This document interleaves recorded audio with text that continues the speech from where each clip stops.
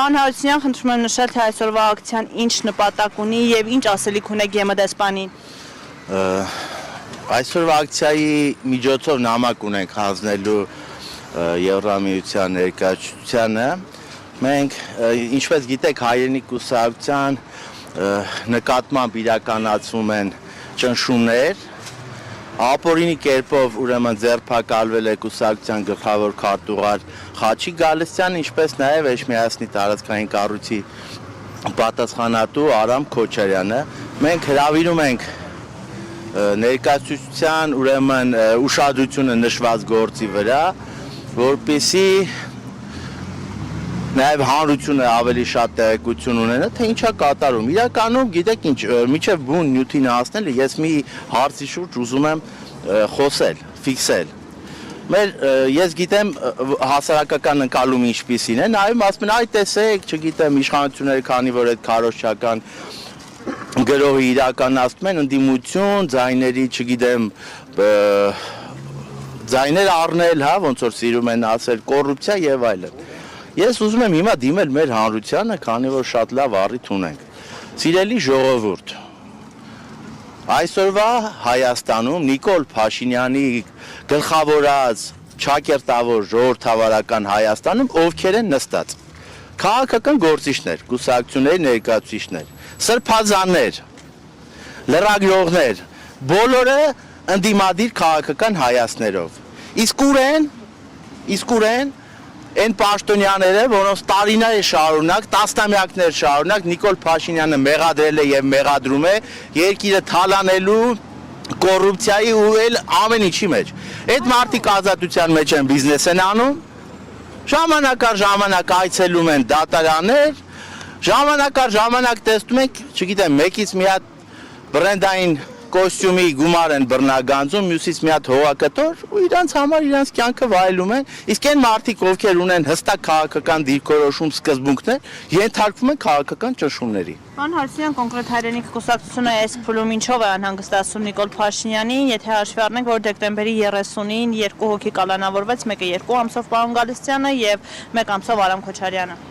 Հայրենիք կուսակցությունը Նիկոլ Փաշինյանին անհանգստացնում է ոչ միայն այս փուլում, այլ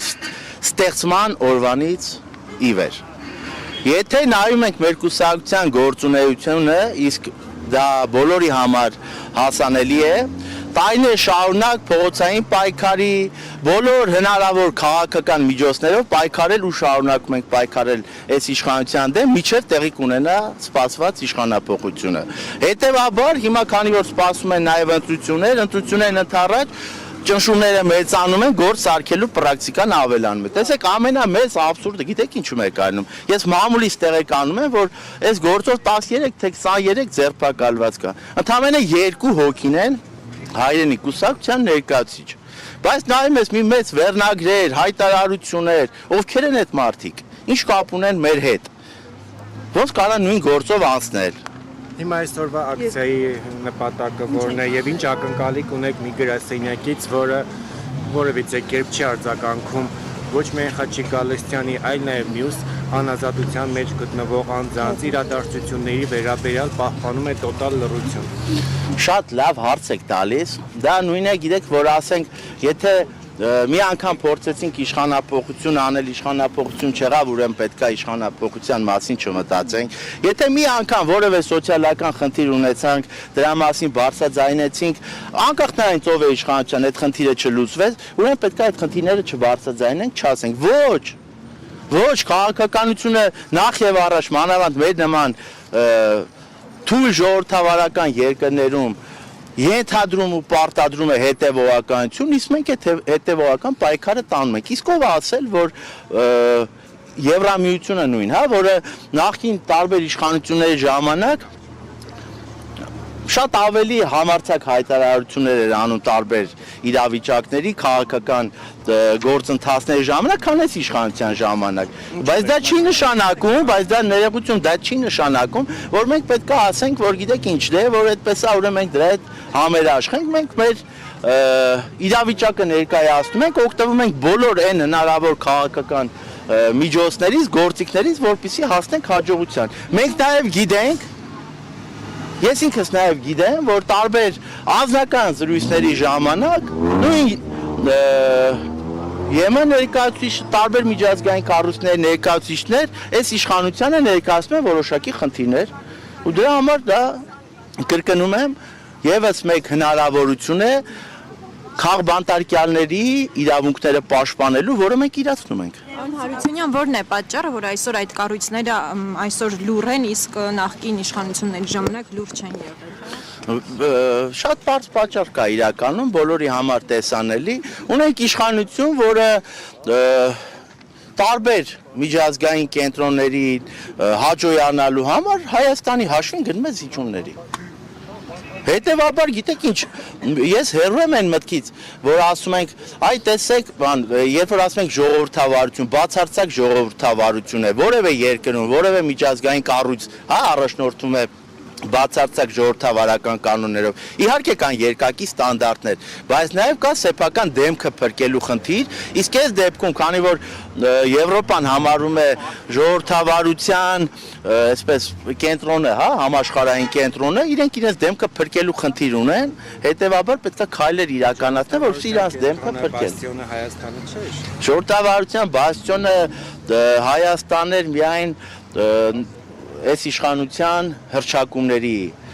մակարդակում, իսկ փաստը այն է, կրկնում եմ, ես խոսում եմ միայն փաստի մասին, որպեսզի այ չասեն, ասում են, բերում եմ հիմնավորում, ովքեր են այսօր Հայաստանում, ուրեմն փակի տակ, բանտարկված, քաղաքական ընդդիմադիր Հայաստան ունեցող մարդիկ։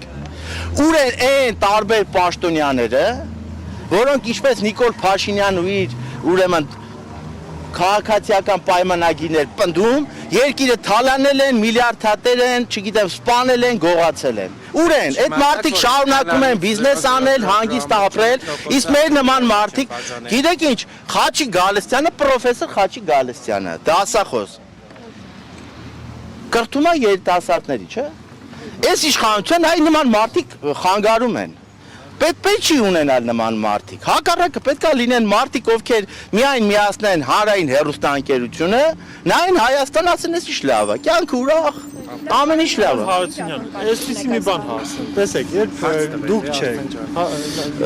ես արդեն նշեցի, որ մենք օգտվում ենք այն հնարավորությունից, որը կա, քաղաքական հնարավորությունը ու ակնկալում ենք Եվրամիության կողմից որոշակի քայլեր։ տեսեք, Եվրամիությունը սովորաբար սենց է պատասխանում, ասում է, որ քանի որ ընթանում է նախաքննություն, մենք այս փուլում չենք կարող միջամտել։ Նա դուք ինչ կարող եք առաջարկել, նրանց ինչ եք, դեպի ուր եք ուղղորդում։ Այդ մարդիկ ասում են, մենք դեռևս ոչ մի չենք կարող անել։ Տեսեք, նույն նախաքննություն կլինի, ես հասկանում եմ,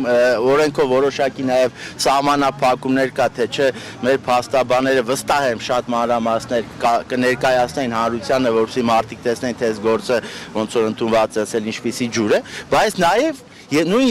Եվրամիությունը, այլ միջազգային իրավապաշտպան տարբեր կառույցներ իրենց ուշադրությունը պետք է դարձնեն, հրավիրեն, դրա համար իրենք ունեն տարբեր գործիքներ, այդ թվում դիվանագիտական գործիքներ, որոնք ուրեմն իրենք պետք է կիրառեն։ Գիտեք ինչ, շատ բաներ կա, որոնք արվում են հրապարակային, բայց բաները կան, որոնք արվում են շփումների, հա, դիվանագիտական շփումների ընթացքում։ Շնորհակալություն։ Ես եմ շնորհակալ։